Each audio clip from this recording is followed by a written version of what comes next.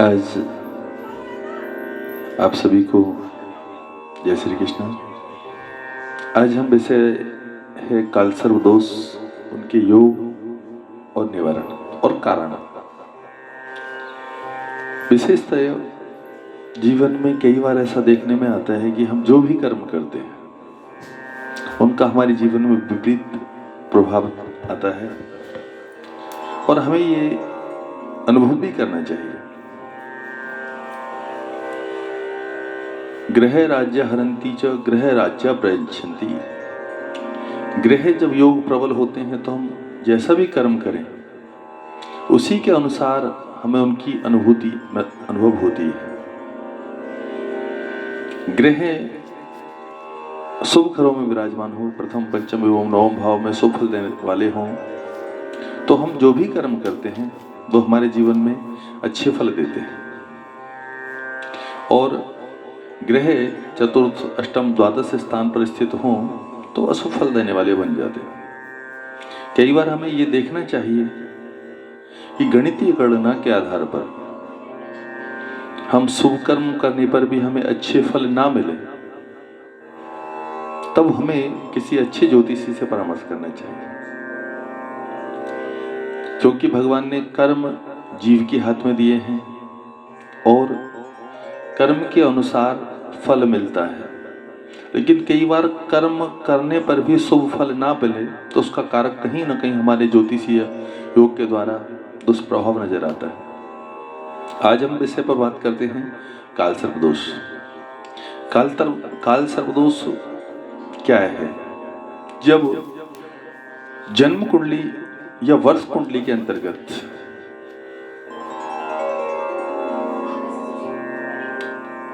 राहु और केतु के मध्य में सभी ग्रह बंद हो जाएं तो उसे काल सर्प दोष की संज्ञा दी।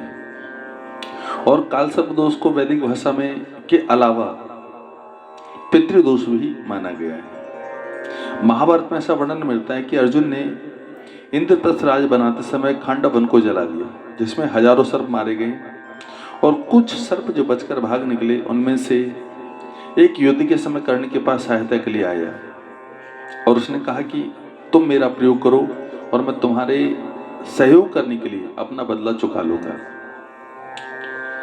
भगवान कृष्ण के द्वारा कालिया नाग व नाग के मानमर्दन का वर्णन भी महाभारत अन्य पुराणों में मिलता है। कुछ इच्छाधारी सर्पों की भी वेदों में वर्णन आता है, तो वही काल सर्प दोष माना गया है। जब जीवन में या जन्म कुंडली में काल सर्प दोष का निर्माण हो तब हमें वैदिक विधि के द्वारा और अनुष्ठान पद्धति से उसका निवारण करना चाहिए। प्रधान में काल सर्प दोष जब जीवन में होता है तो उसका क्या दुष्प्रभाव होता है हम ये जानते हैं। हम कोई भी शुभ काम करना चाहें, खूब इच्छा है, मन बलवान है, फिर भी हम उसे नहीं कर पाते। प्रथम कारण।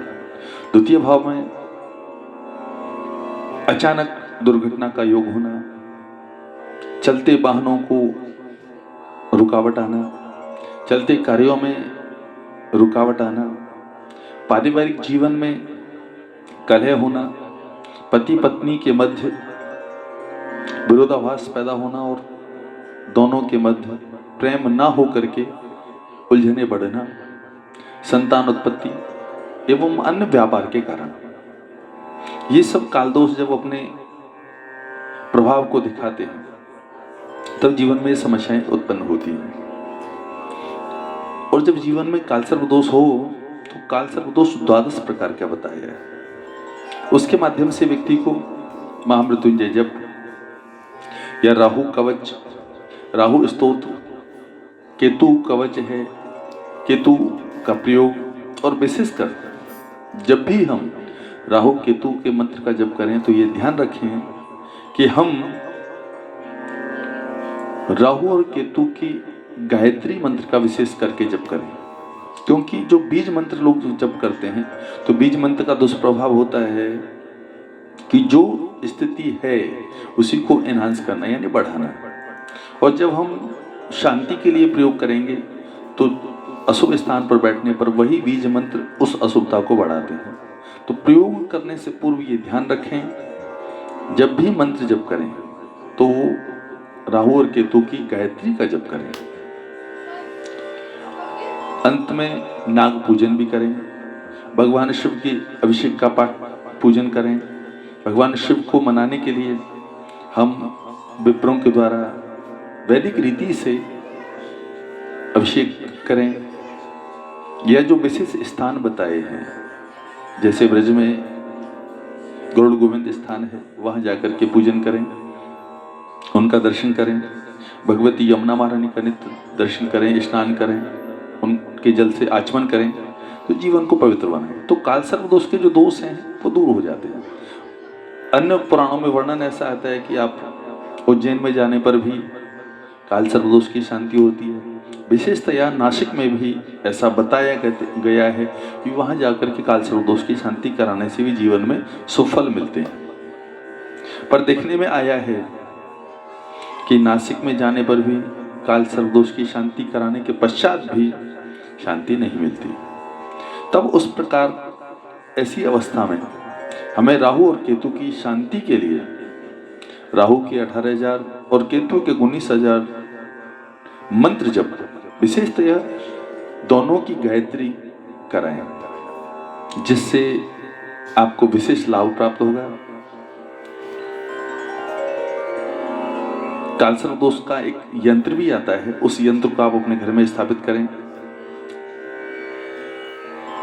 और महाकाल रुद्र का स्तोत्र एवं पूजन भी करें। ऐसा करने से आपके जीवन में जो रुकावटें हैं उन सबको मेरे गोविंद भगवान भोलेनाथ जरूर आपके जीवन में सुख शांति प्रदान करेंगे।